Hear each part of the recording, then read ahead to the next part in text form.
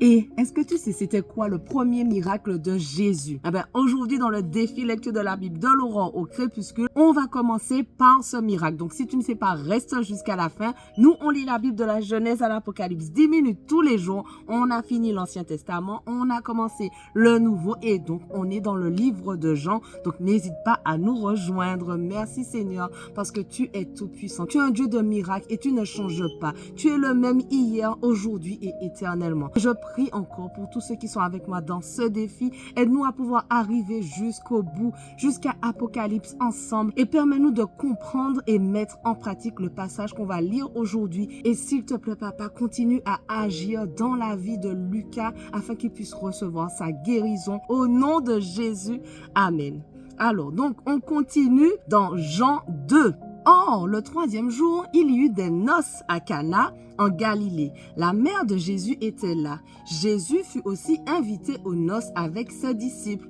Comme le vin venait à manquer, la mère de Jésus lui dit, « Ils n'ont plus de vin. » Jésus lui répondit, « Mais que me veux-tu, femme? » Eh bien, Jésus, « Mon heure n'est pas encore venue. » Sa mère dit au serviteur, « Faites tout ce qu'il vous dira. » Or, il y avait là 6 jarres de pierre destinées aux purifications des Juifs et contenant chacune une centaine de litres. Jésus leur dit, « Remplissez d'eau ces jarres. » Et ils les remplirent jusqu'au bord. « Puisez maintenant, leur dit-il, et apportez-en à l'organisateur du repas. » Et ils lui en apportèrent. L'organisateur du repas goûta l'eau changée en vin, ne sachant pas d'où venait ce vin, tandis que les serviteurs qui avaient puisé l'eau le savaient bien. Il appela le marié et lui dit, « Tout homme sert d'abord le bon vin, puis le moins bon après qu'on s'est enivré, mais toi tu as gardé le bon vin jusqu'à présent. » Tel fut à Cana en Galilée le premier des signes miraculeux que fit Jésus. Il manifesta sa gloire et ses disciples crurent en lui.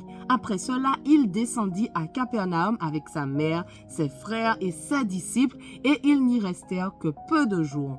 La Pâque juive était proche et Jésus monta à Jérusalem.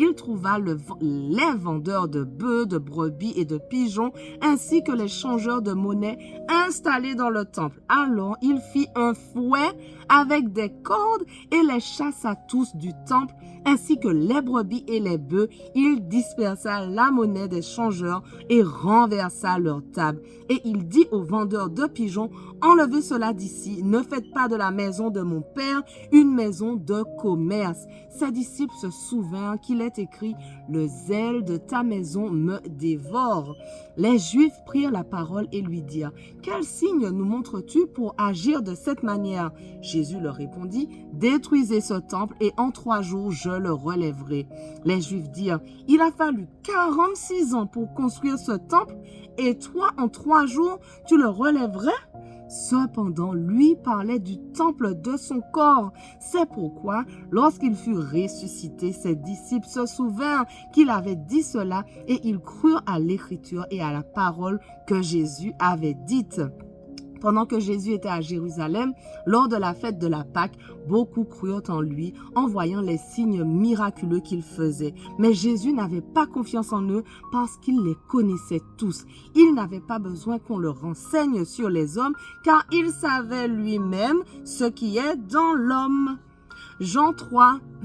Or, il y avait parmi les pharisiens un homme du nom de Nicodème, un chef des Juifs.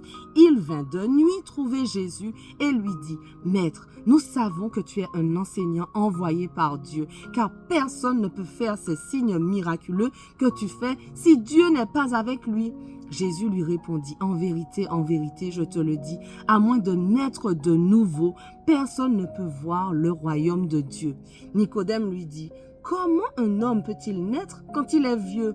Peut-il une seconde fois entrer dans le ventre de sa mère et naître? » Jésus répondit, « En vérité, je te le dis, à moins de naître d'eau et d'esprit, on ne peut pas entrer dans le royaume de Dieu. Ce qui est né de parents humains est humain, et ce qui est né de l'esprit est esprit. Ne t'étonne pas que je t'ai dit, il faut que vous naissiez de nouveau. Le vent souffle où il veut et tu en entends le bruit, mais tu ne sais pas d'où il vient ni où il va. C'est aussi le cas de toute personne qui est née de l'Esprit. Nicodème reprit la parole et lui dit, « Comment cela peut-il se faire ?» Jésus lui répondit, « Tu es l'enseignant d'Israël et tu ne sais pas cela. En vérité, je te le dis, nous disons ce que nous savons et nous rendons témoignage de ce que nous avons vu. Et vous ne recevez pas notre témoignage si vous ne croyez pas quand je vous parle des réalités terrestres. Comment croirez-vous si je vous parle des réalités célestes? Personne n'est monté au ciel sinon celui qui est descendu du ciel, le Fils de l'homme qui est dans le ciel. Et tout comme Moïse a élevé le serpent dans le désert, il faut aussi que le Fils de l'homme soit élevé afin que quiconque croit en lui ne périsse pas mais qu'il ait la vie éternelle. En effet, Dieu a tant aimé le monde qu'il a donné son Fils unique afin que quiconque croit en lui ne périsse pas, mais qu'il ait la vie éternelle. Dieu, en effet, n'a pas envoyé son Fils dans le monde pour juger le monde, mais pour que le monde soit sauvé par lui. Celui qui croit en lui n'est pas jugé, mais celui qui ne croit pas est déjà jugé parce qu'il n'a pas cru au nom du Fils unique de Dieu. Et voici quel est ce jugement. La lumière est venue dans le monde et les hommes ont préféré les ténèbres à la lumière parce que leur manière d'agir était mauvaise. En effet, toute personne qui fait le mal déteste la lumière et elle ne vient pas à la lumière pour éviter que ses actes soient dévoilés. Mais celui qui agit conformément à la vérité vient à la lumière afin qu'il soit évident que ce qu'il a fait, il l'a fait en Dieu. Après cela, Jésus, accompagné de ses disciples, se rendit en Judée. Il y séjourna avec eux et il baptisait. Jean aussi baptisait à Hénon, près de Salim, parce qu'il y avait là beaucoup d'eau et l'on s'y rendait pour être baptisé. En effet, Jean n'avait pas encore été mis en prison. Or, une discussion surgit entre les disciples de Jean et un juif au sujet de la purification.